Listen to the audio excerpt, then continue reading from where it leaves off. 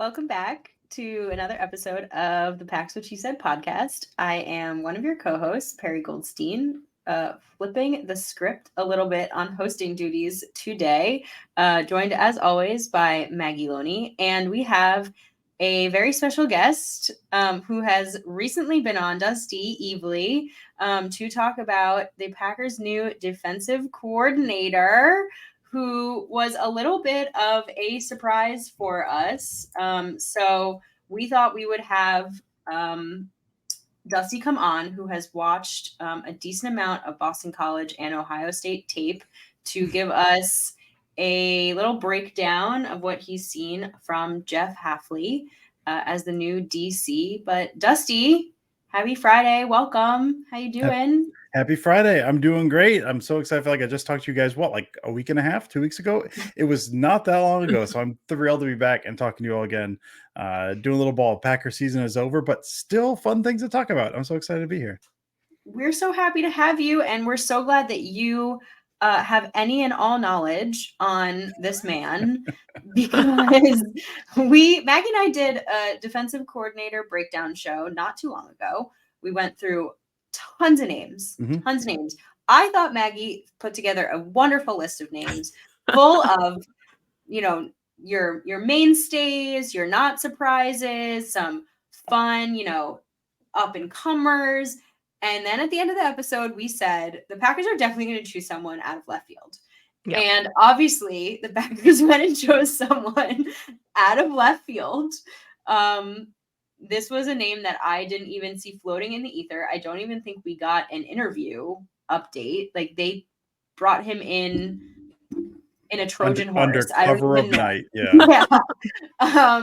So I guess at this point, I'm sure listeners are well aware, but Jeff was in the NFL for a number of years. He was a DB's coach with San Francisco, with the Browns. There's another team. Technically the Bills, but he didn't actually work there. He with the Niners. He was there with the Niners. I know as well. San Francisco under Shanahan. He has affiliations with Robert Saleh. So this kind of Shanahan-Saleh scheme. Then he left the NFL, right, to go work as the defensive coordinator at Ohio State, a co-defensive coordinator, but defensive coordinator nonetheless, for a very, very good Ohio State defense, a number of first-round picks and others that were drafted that year. And then he more recently took over the BC football program as the head coach. There's been a number of interviews floating around with him, just talking about how much he loves calling the defensive side of the ball. He seems to be very passionate about defensive scheme, and also being very excited to just come back to the NFL, which is kind of where he made his start. So I'm excited about it. I know, transparently, for our listeners, very little about this man. I'm still learning along with you. But how's everybody feeling? Before we dive into the tape, how's everybody feeling about this hire? Because it's been a few days, so we've had some time to digest, read some things. How are we feeling? I mean, I think it was kind of funny because I think I was making dinner. I don't even remember what I was doing. And Mark was like, "Oh, congrats on the new DC." And I'm like, "Who?" You're like, "What?" And then he's like, "Oh, Jeff Hafley." And I'm like, that means nothing to me. I know some college coaches. Jack Heflin? No. Yeah, I'm like, who? What? The trash can full of dirt is coaching in the NFL now? But yeah, so it was one of those I'll have to do some more research. And then once I sat down and people started pulling clips, shout out to Joey, who found some cut-ups right away of his defensive philosophy. It was really exciting because everything I kept seeing was oh, so it's the anti-Joe Barry. I was like, okay, I'm in. Whatever other research I need to do, I'm in. Yeah, the first thing I saw was when I was pulling stuff up was here's a 40-minute clinic on press man. I was like, oh, here we go. Here we go. Yeah, I was kind of off the internet for a while. So I found out I've got a group chat with my brothers who are big Packers fans.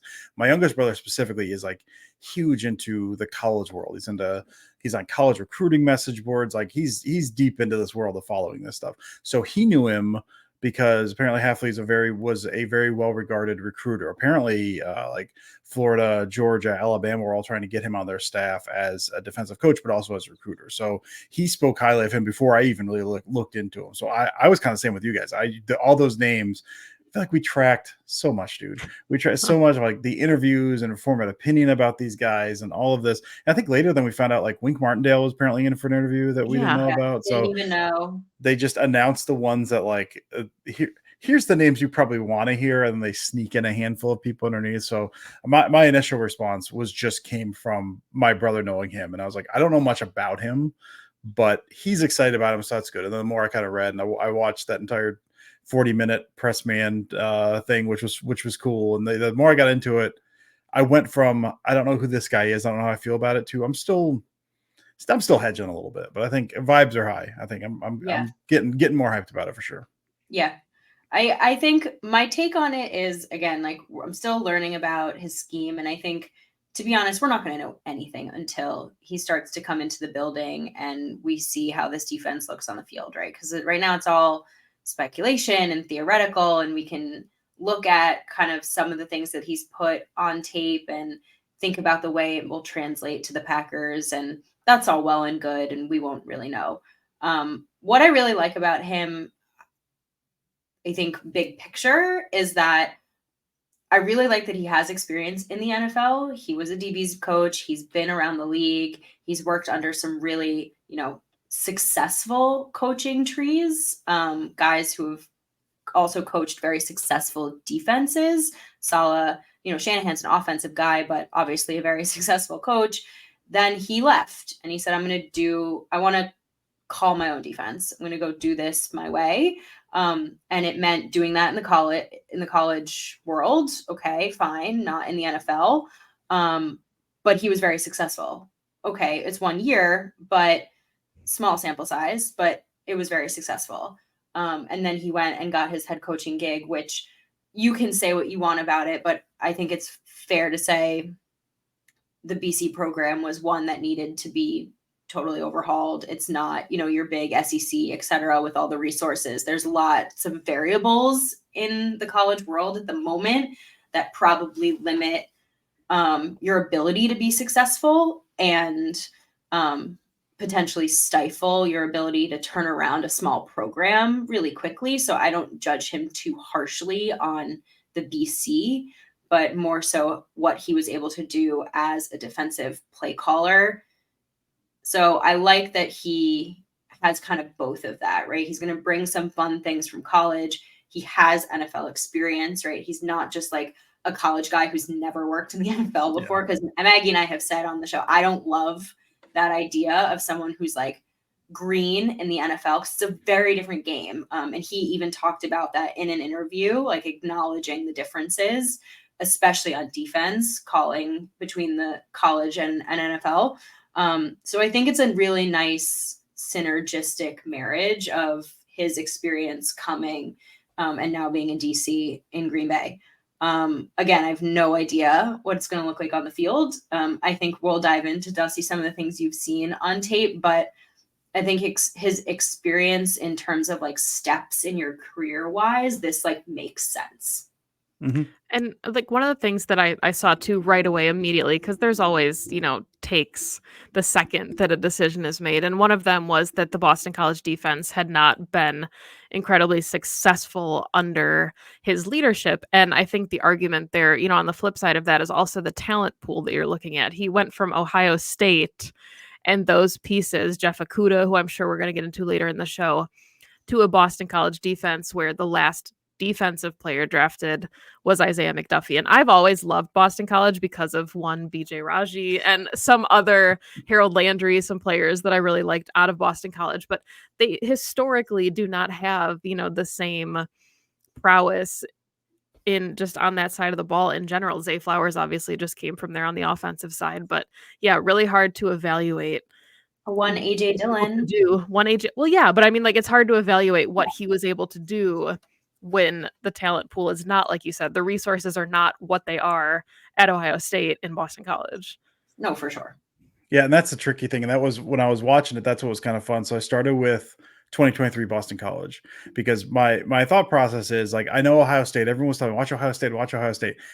I knew that's a different animal, and also like 4 years is a long time in football. So like as far as like a lot of the sim pressure, creeper pressures, all the stuff that's been in vogue a lot more lately, I want to see how that's kind of incorporated in his game. And so I started 2023, and it looks a certain way. And we talk about that in a second. And so I watched I think I'm 5 or 6 games through 2023 now. I went back to Ohio State. It looks wildly different because again, you mentioned it's Chase Young, it's what Pete Werner, Jeff Okuda, Tough Borland. Like there's that defense is stacked. Like you look at that, and that was straight 4 down linemen, linebackers hugged up close because they could recover because all those guys had speed, press man at the edges, all those guys, like there was 2 inches between the cornerback and the wide receiver. Like they're in their face in a single high safety. And then you go to Boston College, and it's much more, the corners are off. They're still being aggressive, but the corners were off. They had one safety that was kind of high, but offset, another one kind of milling around back there. The linebackers were set back a little bit deeper because they could rally to the ball, but then for the passes, they like, it was just all of these things that you could see. And that's what I kind of thought was fun about it. It's fun about it was watching this and going like, okay, you could see the bones of what he wants to do. Like they're still roughly the same, but he couldn't do that. And I've not gone back to like his first year of BC, but he couldn't do what he wanted to do clearly with the guys he had.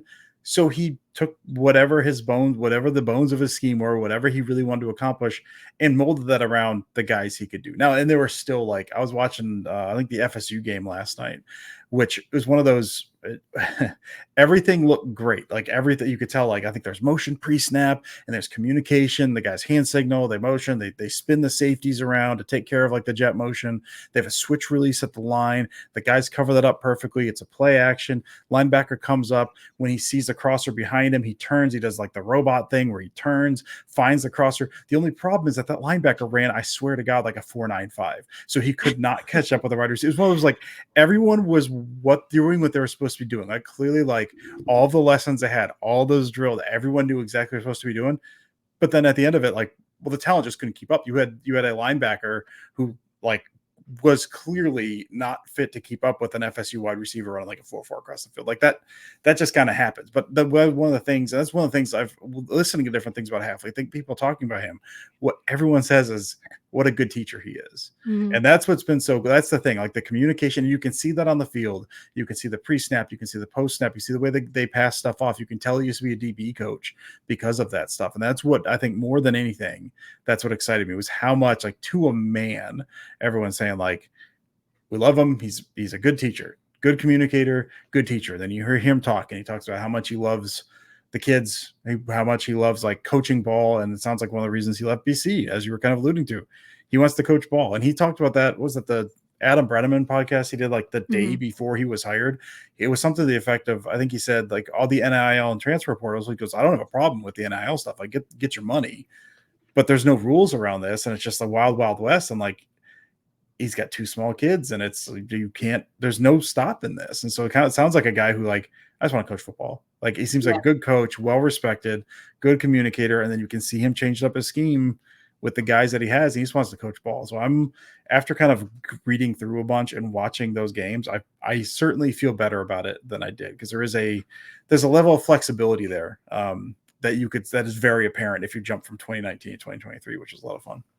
I mean, I think it's really easy for these guys to say the right thing. So you're always waiting, of course, for the application of it, talking about like, we're going to adjust mid-game and, even, on the same drive if we have to. Like, some situations are going to call, like, he plays like cover 1, and he's like, there's a lot of situations in the NFL where that is not possible. So you have to shade different looks. Like, everybody can say the right things. He can preach like, the fundamentals of tackling, and you believe it. It sounds good. I am obviously invested in what he has to say. I think he's saying the right things, and I think he fully can deliver. I have no reason to think that he can't, but there is, a point where it's like, okay, we've kind of seen it through a little bit of what we've seen from him in the college game and the way that players speak so highly of him, but how he actually comes in and does it, I think, is where now fans are like, okay, you're saying, like, everything sounds great. Sounds awesome. Now let's like see it with these guys on defense. Yeah. I mean, that's the whole thing, right? Is that we're dissecting old film and looking at interviews, but it's going to be all about like how they come in preseason and training camp and like what we actually see on the field. I mean, I'm excited to see what he does, to your point, Dusty, when to talent, like what he does with the talent, because we have talked ad nauseum, I think, about like on paper, this Packers defense has all of these like chess pieces, and Goot loves to draft these like super athletic, freaky, players. And like, to Dusty, to your example you just gave, I mean, you put in a Quay Walker in that situation, right? Mhm. And he has the speed to run, right? And it's, can you coach a guy up to be able to execute on that when he has the athletic ability to do that? If you can get a guy like Jeff in to do that and bring that level of like talent ability out of your players, then like, wow, okay, like let's go, like let's get running here, like that's amazing. I mean, he has some amazing pieces to work with on this defense that I think we've been waiting to kind of watch it all come together. I mean, between like Jair, obviously, to Rashawn Gary being kind of your two cornerstone, more veteran players that you can kind of base. I imagine like it. I mean, I'm not a defensive coordinator, but if I was, I would say like, okay, who am I building around on that side of the ball? And it's those two guys really. And maybe you throw in Quay, but he's not quite, he still needs a level of like development if you want someone at like all three levels. It's like, it's those two. And then you have some guys who still need a level of like development, obviously, in like LVN and Quay, and probably Stokes, because who knows what he's going to look like coming back from injury, and Carrington Valentine. And I'm probably blanking on a number of other, Devonta Wyatt, even like a TJ Slayton who looked really good this year, but like is like a certain type. There's like so much talent there.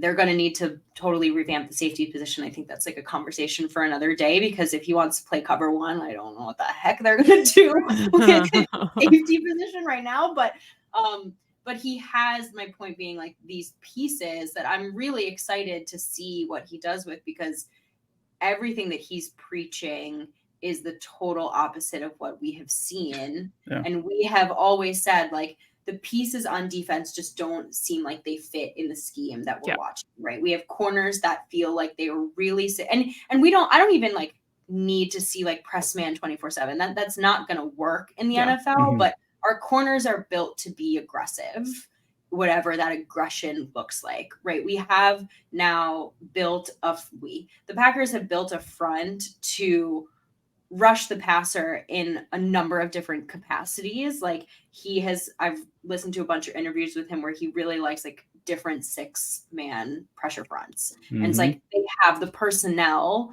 to do really different creative things with that. And so I imagine for him, it must be really exciting to get into a building where he has so much like moldable clay to do and fit what he wants to do. Whether it translates well in the field or not, I mean, TBD. Yeah, I'm the corners. I'm curious to see how they go. I mean, you mentioned the press man thing. Like, they can't do that all the time as much as they want to. But even at BC, like they weren't press manning because they didn't have the dudes for it. But they were playing 5 to 7 yards off, flat-footed. And when the snap came, I mean, they're either flat-footed, they're playing downhill. It wasn't turn your hips and retreat and they were even playing off. They were attacking, which like knowing Jair, knowing Carrington Valentine, like that's what those dudes want to do, whether you're pressing or not. Those dudes want to play downhill. So I'm excited about that. I'm excited about there's been like the whole like 3-4 versus 4-3 where Hafley likes to play 4-3. I think Gutekunst said in presser they're basically playing 4-2-5, which is true. But regardless, like the way the Packers have built that edge room, they built those guys to be pocket crushers anyway. They don't have bendy edges. They don't like that anyway. So like Preston, LVN, and Gary are all speed to power, crush the pocket. Like those are, even if you want to say 4-3, those are kind of like your old school 4-3 DNs anyways. Like it's not, you don't even have to switch anything. Like you've got the personnel because you've kind of built it this way anyway. I'm hyped about Quay as a blitzer. Because he's a lot of 6-man pressure stuff that what I'll say is I don't think he is because he came from Pettin, but he coached under Pettin. I don't think he's nearly as creative a blitzer as Pettin from what I've seen, but he's effective. Like it's not a whole bunch of crazy stuff, but he blitzes at good times, and the stuff he runs is good and solid, and he'll send good guys on it. So I'm excited to see whatever blitz package he's going to throw out there, especially with them, because we've seen. I've got seared in my brain, dude. The what the rep was that against Dallas, where Quay like just sidestepped the running back trying to pick him up with a hole. Like you can't teach that stuff. Like that's just get Quay rushing the passer by whatever means necessary through the B gap. Like just please. And I think you'll do that. I'm very excited about that. Yeah, I'm glad you both mentioned the 6-man pressures, because I think that's one of the things that's like so intriguing about this. We had talked about like the versatility that Quay has had since he was drafted, right? That he can line up closer to the line, that he can drop back. I think it was his rookie season where he stonewalled Justin Fields, and we were like, any other inside linebacker, that's a touchdown. And for Quay, he was athletic enough to make the play. And one of the things, I think it was Ben Fennell, who does fantastic film work, obviously, as well, mentioned his use of nickel pressures, which I know Keyshawn Nixon's a free agent, and we probably, you probably don't want him to be like your every down nickel corner, but I think that he's like ideal for some of these nickel pressures if that's something that Hafley likes to run. And to your point, Dusty, yeah, like you've got so many guys that are so physical and all they want to do is attack the ball. And I think it gives them a lot of options too here now in the draft to take some more like versatile like tweener inside linebacker safeties. There's actually some really good names in free agency that we'll get to, I'm sure, later in the offseason, but lots of options for the Packers as they kind of revamp that like that last 5. Yeah, absolutely. Yeah, I'm the safety thing. Because you need a couple different kinds of safeties. I was talking myself into maybe Savage, like is that roaming guy, because he says like the skill sets kind of for that, but we've never actually seen him do that well. So I'm talking myself into Savage. Like no, they need a center fielder over, and they don't have like that's the biggest, like regardless of anything else, like they need that. And like you said, they need someone who can rotate down, pick up the run, cover a tight end up the seam. Like they need someone. I mean, really, honestly, like what Brian Branch was last year with Detroit. Like if they had a dude like that, like he'd be absolutely perfect for this. What's the safety class look like this draft? I think it was Andy. Somebody said that Daniel Jeremiah doesn't have any safeties in his top 50. So nice. I mean, Boot said in his presser not too many days ago that like they feel like they have the money and the capital to make moves in free agency, and there are a number of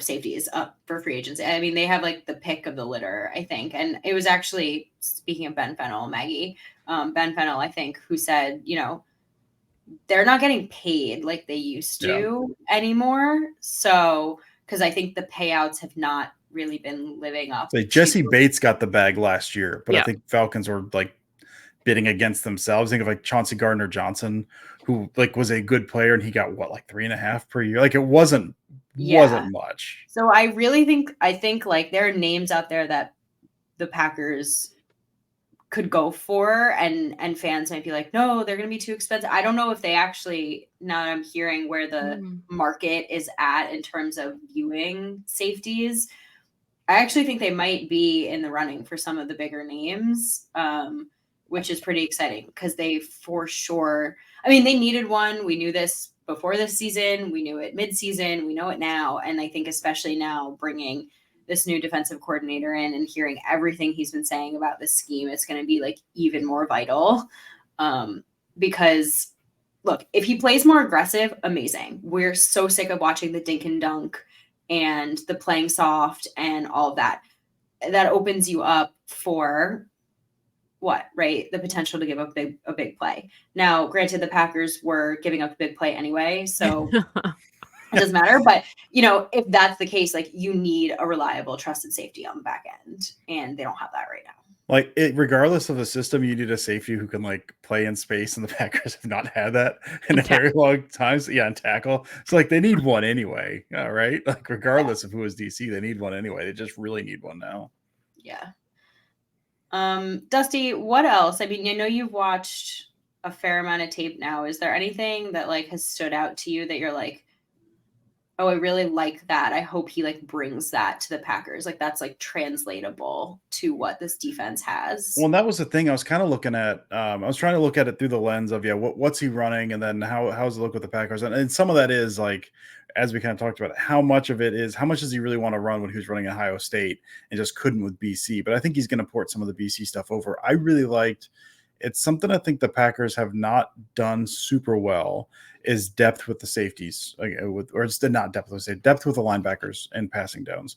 Where you watch a team like what Fred Warner's doing, and Fred Warner's, I mean, like one of one, but the way they play that defense, they will get immediate depth and deep depth to take away those kind of like deep digs, deep crossers, so that the safeties can kind of bother themselves with deeper things or trying to rob different things. And so the depth with the linebackers from where they're able to sit at the line, I think with a guy like Quay, you could do something like that like pretty easily. Again, like the pressure stuff's really exciting. And I think that's going to be just an absolute ton of fun. And the way they'll, I think Dan Orlovsky said something like, was it chaos at the line of scrimmage? Like there is a lot of milling around. And again, I don't think it's nothing like if you're looking at it for all of his faults. I loved watching Pettin's defense because that dude, when he dialed up blitzes, like it was some weird, nasty stuff. And I just absolutely adored it. I don't think he's doing anything like that. So it's not super exciting to watch. But I think it's a fun package and what he's got with those guys at the line and how much he will mix up where they rush from, where they set. There's a lot of shifting before linebackers kind of milling around a little bit. So I think what he's going to do with causing confusion at the line with that defensive line is going to be fun. But I think like I was watching that BC defense and watching some of those linebackers and the depth that they were trying to get. And again, they couldn't really do it. Watching some of the depth trying to get going. But Quay should eat in this defense with the depth he'll be able to get, rob some of those crossers, rob some of those digs, and then they also bring in on blitzes. I was watching a lot of like the DB stuff since he was a DB coach, and I like to watch like rotations on the back end, like how the safeties rotate, how do they pick up at all the different like route stems and all this stuff, and when that stuff breaks. And there's some really good stuff there as well. But I kept being drawn to those linebackers going, it seems like he's got an idea of what to do with these guys, and that would be hopeful. I think fit perfectly into what Quay's skill set as we see with how athletic he is, and I think he could be in line for a very big year in this system. I'm very excited about that. I think what's so interesting too, like about the pieces here, is that the Packers have undervalued the inside linebacker position for so long, and then we've seen the trend in the NFL where having two really good inside linebackers is becoming more and more of a necessity because of the speed in the middle of the defense. So it used to seem like completely outlandish that the Packers would even look at inside linebackers high, and then they finally kind of broke the seal and took Quay Walker. And now you have to wonder if it's, going to be a top 50 pick for them again this season, because I mean, like if you look at the Ravens defense that everybody wanted coaching staff from with Roquan Smith and Patrick Queen, like the Buccaneers defense a couple years ago with Levante David and Devin White. You mentioned already, of course, Fred Warner and Dre Greenlaw. Like having a tandem of inside linebackers that can control the middle of the defense dictates everything on the field. And it seems like Hafley's the kind of guy, especially with the kind of like the 6-man pressures and the stunts, that is going to need somebody opposite Quay to bring matching athleticism so that they're not caught, like you said, flat-footed with, I love Isaiah McDuffie. I'm glad he's back. I think he's going to have a role on the defense, but not sure he's the kind of every down backer for this defense. Well, especially with the safeties too, because if you're trying to like linebackers got to get depth, they got to carry a tight end up the seam, but the safety has to pick that up, and then he's got other responsibilities as well. And so if you have a safety that can't cover in space, then I'm Isaiah McDuffie, who's not great in coverage. It's like, all right, it's just going to be tight ends for 15 yards every single down at a certain point. Yeah, and man, I mean Frankie Louvu. Oh, I mean number one on my list right there. Bring him in, man. I think. Me too, Dusty. Just because, like, I feel like pairing Quay, and like, this is no hate to Devondre. I mean, obviously, Devondre's all-pro season was phenomenal, and if we could have Devondre at that level again, like, I would take it any day of the week. But it just doesn't seem like that's where he's at anymore. And like, to your point, Maggie, I mean, they made the investment, right? They went and got that pairing, and unfortunately the two just never aligned in terms of their like peaking. And you can see that Quay is peaking, right? And you want this new guy to come in and get him to that like next level. And you want to make sure you get that pairing right with where Quay is going to be at. I watched like a Fred Warner and a Dre Greenlaw, and I just think like that it's a game changer. It's an absolute game changer. It's the same with when the Bucks had the season that they won the Super Bowl. It's just when those inside linebackers fly around, they absolutely wreck offenses. And now offenses are obviously naturally kind of game planning around those kinds of inside linebackers, and it's like the cat and mouse. But Packers have one. Now they have to find that pairing. And it even could be, if they wanted, maybe a safety that plays closer up to the line, if they wanted a safety that played in the box. Like, I'm thinking about like an Adrian Amos in his prime as like that super just like sturdy box safety. I was thinking like late stage Morgan Burnett. Yeah. with the Right? Browns, Like, Morgan Burnett. yeah. But I don't know. I don't know what they want to do in terms of like investment. And also Isaiah Simmons as a free agent. Maybe he needs a career rejuvenation. Fun. I mean, there's also I've been there's dreaming really about awesome whatever that guy can do for sure. I don't know if he's ever going to turn into anything. We don't know if he like can hit that consistent, ceiling anymore, oh my but gosh, yeah.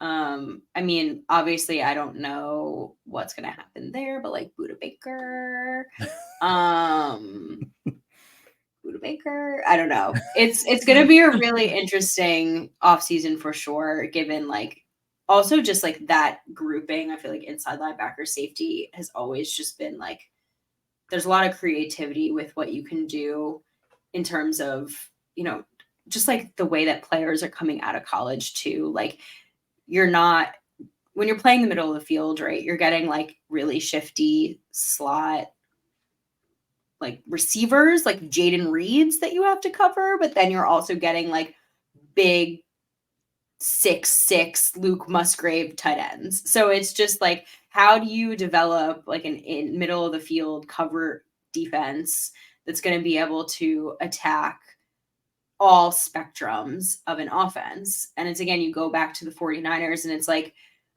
they just have two inside linebackers that are phenomenal at everything, and you're just like, get lucky. I mean, I hate to use the L word, lucky, but you just sometimes get lucky with players that can do it all. I don't know. Well, and if you think of like when you're trying to run those pressure things too, like if you're bringing Quay on a blitz, which sounds really fun, like you've got to replace him somehow in coverage, right? Like unless it's like a cover zero type of look, and so in that case, you're likely spinning a safety down. You've got like a two higher, you got a guy in the box, and now a safety's got to pick up whatever his responsibility was, whether that's somewhere middle of the field, whether that's somewhere carrying a guy up the seam. And so it is then you do then run into the like, it's good to have linebackers. It's also good to have a safety who can play in the box or do some coverage stuff, or then also play a little bit in space. Like you need to be able to be versatile, especially with those two positions. With as much as if you want to bring that pressure, like you need guys that can do that stuff. So I think getting maybe a slightly undersized safety and a slightly bigger linebacker, like that's a pretty good pairing if you're going to kind of rotate those guys and switch off their responsibilities a little bit and confuse the offenses. Yeah. All right. I asked Maggie this, and I want your opinion too. Like, is there a role for Darnell Savage in this new defensive scheme? If they can get him, because I feel like I might be wrong on this. I feel like his best year was under Patton, where it was kind of more like he was rangy and roamy a little bit more. Like they drafted him because I mean that is ideally if he hits what he's supposed to be, right, which was what they drafted him for, is kind of this rangy playing space safety who can also rotate down and play the slot, which is like exactly what I was talking about. You get a guy who can roam the back end, play center field, rob the post, go sideline to sideline, but then if you need to, when you're bringing pressure with the linebacker, you can rotate that guy down and pick up a slot. Like ideally, like that is Savage's skill set. The issue with Savage is like we've not seen that consistency. Now, is that we haven't seen that consistency because he's being asked to do things that don't fit? He's playing like I'm a fan of the too high stuff, but if you think of like what a safety is doing, a lot of this stuff, it's more like you're playing in a phone booth or you're passing stuff off, you're looking at the crossers in front of you, you're playing downhill, as opposed to if you're single high, you're rotating back, you see that stuff play out in front of you, you can read and react a little bit more, you can fly the ball. So it feels like almost like a Homer thing where I'm like, I'm dreaming on what like his rookie season was and ideally what they drafted him to be. But if this doesn't necessarily unlock him, but if he's better at that, at being that kind of like eyes in the middle of the field, read and react, play downhill, don't have to worry about passing all that stuff off. Then when you need to rotate down and play the slot, and we've seen him play the slot and be perfectly fine in it. I think the ideal version of Darnell Savage, if he hits that, I think he could be, I mean, there is a 10% chance, but he could be their starting single high safety that you rotate down and play the slot. I'm not ruling out the possibility that he could be their day one starting safety. Like, I think there absolutely could be a role for him here. However, not overly banking on that just because we've not seen that consistency. So I think he's either that or I think he's out, because I don't think you're playing him. I mean, if you want to play a lot of single high, what else are you doing? That is box safety. Like, he's good around the line, but he's never shown himself to be a good box safety. He's going into, what is he, year 6? Like, he's not just going to be a special teamer. So I think he's either your starting safety, maybe he takes a backup role or something, or I think he's probably out the door. So my hope, because I really like Savage, my hope would be that he picks up on that single high stuff, that he can become like this, unlock something in him. He can be that. But I think if it doesn't, I don't know if there's a big spot for him. It's funny that Mike Pettin is getting so much love on this show now that we're talking about a new DC. But yeah, that's the 2020 season, exactly what I was thinking about when he was the free safety. He had 4 picks. Like, he just got to float, and Adrian Amos was like the in the box. I think that was when they were like the highest graded tandem for the second half of the season. Like, just a phenomenal end of the year for them. And then everything, like, the wheels fell off in 2021. Not sure what else changed in 2021, but the wheels fell off of that secondary in 2021. And yeah, I mean, I think I agree with you 1000% that if he could get back to like floating free safety, there is an avenue, especially because he played nickel in college. Like, it'd be fun to experiment with what he can do, especially if we're talking about Nixon probably not being the long-term solution at nickel. But I also think the nickel now, like a starting nickel corner, is just like a position that you have to draft. Yeah. Instead of just allocating like one of your resources to nickel, it's becoming kind of its own spot. So I think there's plenty of options, especially a corner in the draft. But yeah, it'd be fun to see 2020 Savage. I just don't know. I don't know if this the system broke him or if we can see the old Savage with a new DC. I have been thinking about Savage so much since this. It was like my first thought with this hire, because again, I also think for player development, when you've gone through this many coordinators and this many changes, it's like, how much does that impact your ability to be successful? And like, they also would have to take a flyer contract on him, which would be like probably just a 1-year situation. Would he want to test the market? Would the market be favorable towards him? Probably not, given where the safeties are at and how many he would be going up against, like competition wise, given like the names that are floating around out there. There's just a very, very, very interesting, again, same as last year, question around Darnell Savage. You guys bring up some good points that I hadn't thought of, so I'm glad I asked the question. I would be so happy if he was finally found his success, because again, he was just such a athletic, fun prospect with such a high upside that you just can't help but feel like the flashes have always been really exciting. Like, the speed's still there, right? Like, the instincts are still there too. Instincts, like, he jumps that route. That play against Dak in the wild card round, like, that was not just like a gimme touchdown. Like, he read that ball and jumped that route. And I do wonder, with everything that you're saying, like being in that more of the free floating, read the field, if he'd have more opportunities for plays like that versus having to pass guys off and having more of the unfortunate moments that we saw in the 49ers game, right? Where he's not where he's supposed to be and he's having to come down and he's missing tackles and things of that nature. So I don't know. I guess we'll find out. But Savage is like a big, big question mark for me this offseason. Here's my question for you guys: with a BC coach coming in, is BJ Raja going to make his return? Is he? Think he's coming back, Maggie? He's going to come in and coach the defensive line. My heart would stop, so don't joke. He comes out from hiding. Yeah, no one's heard from him in 5 years, and he's like, "I'll coach the D line." Like, all right, welcome back, BJ. And you bring up a good point there, Dusty. Though, is that like now we're probably going to get in a whole new slew of coordinator or position coaches. Well, I just saw, and I didn't know if it was confirmed or not. I just saw it looks like he's getting he's trying to get the Ohio State DB coach to come coach DBs in Green Bay. So I do think there's going to be a big change there. But it sounds like that was just like right before I hopped on. I saw some report about that. That's So, interesting because the one spot I thought he might stick with was Ryan Downard, since they had worked together previously. And I know he's like primarily safeties, but yeah, that'd be interesting. I saw Will Blackman too was like tweeting about where he wants to coach, and everyone's like, "Hey, Boston College guy who is a former DB, come on That'd be down awesome. to Green Bay." But wow, so much change, so exciting. Any final thoughts? My biggest frustration. I'm glad they didn't wait until after the Super Bowl. I'm glad the hiring's done. I'm glad we got a new DC. I am now very frustrated that we don't get a chance to see what this looks like on the field until September. Like I want to see it now. Like we've been looking at it. I'm like looking at we got the draft coming up and thinking of how these players are going to fit in the ones we have now. I want to see what it looks like. I want to see it now, and I don't want to wait. That's like the only thing I'm frustrated about. Everything else I'm excited. I'm excited. It wasn't. I mean, they didn't really. They interviewed Staley, and I really like Brandon Staley, so I'm fine with that. But they weren't bringing in a whole bunch of like older guys who maybe like had been like kind of lifer defensive coordinators or defensive coaches. Like I like that they brought in. I like the process in general. There's a whole bunch of younger guys, and I mean, after going through a whole bunch of this stuff and reading and listening and like hearing guys talk about him, I'm pretty excited about this. yeah, and I mean, there's just so much to like from his entire coaching history.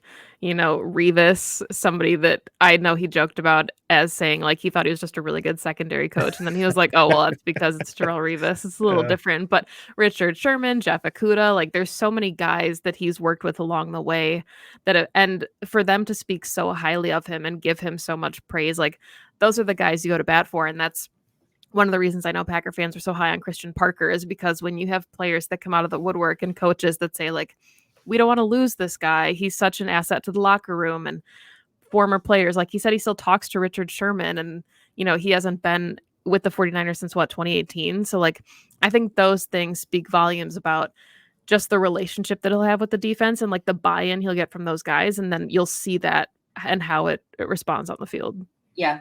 I'm so glad you brought that up because I think my biggest takeaway is like to both of your points is I'm really looking forward to seeing how he brings that side of the ball together. I think there was like a very clear,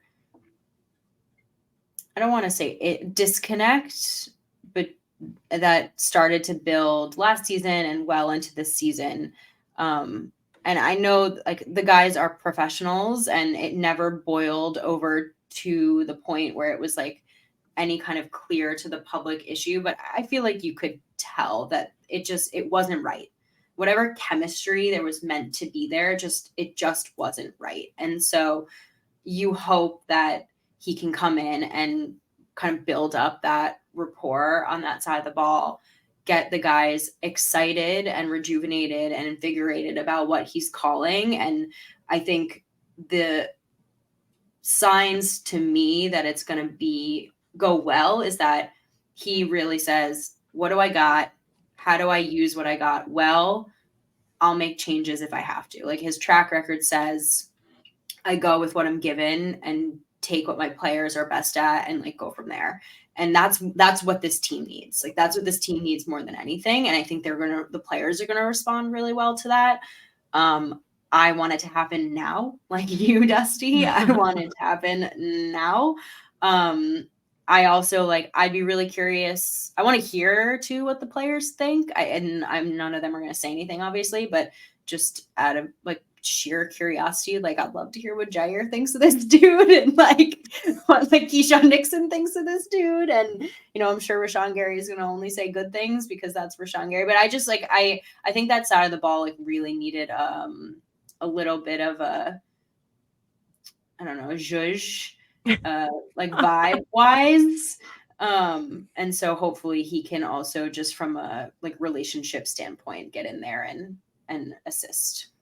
And it seems like he has a lot of, I mean, you mentioned the players. It seems like he has a lot of very good relationships. So it seems like if nothing else, he's a guy who guys love playing for and guys love being around. So that should help the vibes right there.